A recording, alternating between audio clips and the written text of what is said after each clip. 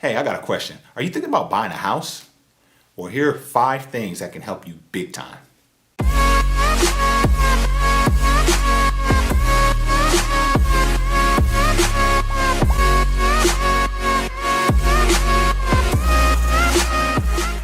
Yo, what's going on, everybody? This is your boy Marcus Murray, and I'm here with my lovely wife, Shira Murray, and we're here to share 5 tips for future home buyers. The first one is to decide how much you can afford and not to let your lender do this for you. Just because you might be approved for X amount of dollars doesn't mean that it's going to line up with what you can actually afford and your financial obligations that you may have. So it's really important to make sure that your mortgage payments are less than 30% of your take-home pay. Number 2, stick to your guns. Shira, I love watching HGTV, and one of my favorite programs is My First Place. Now on this particular show, you'll have a couple or you'll have an individual that's looking to buy a home, and the realtor begins to show them different homes. Now this customer has a certain budget that they want to spend on a home, and every now and again the realtor will show them something that may be $10,000 to $15,000 over budget. You want to make sure that if you're going to spend X amount of dollars, you stick to that. There's a certain thing called buyer's remorse. Sometimes you may purchase something and months down the road you're like, you know what, I overpaid for this. That's something that you don't want to experience, especially when you're buying a home. Tip number 3 is to have cash reserves. It's really important that you count the true cost of home ownership. When you're leaving a rental situation and you're purchasing a home and something happens, say the roof starts to leak or the toilet overflows in the middle of the night, you are the one who is going to be stuck with the cost. So don't spend your last dime or all your money just to get in the house, because you'll have to have some reserves so that you can maintain the house.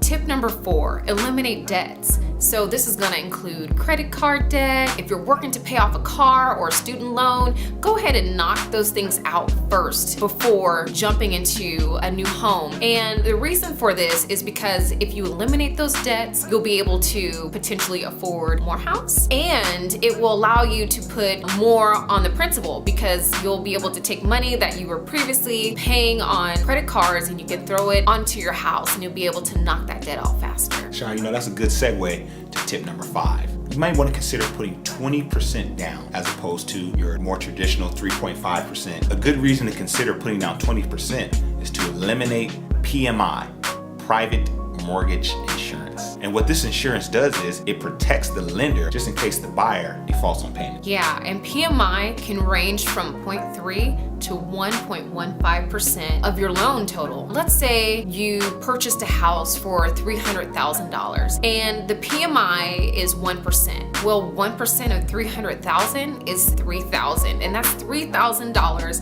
that you would have to pay to insure your loan. And when you break that down by 12 months, then that totals $250 that you have to pay, and it serves you no benefit whatsoever.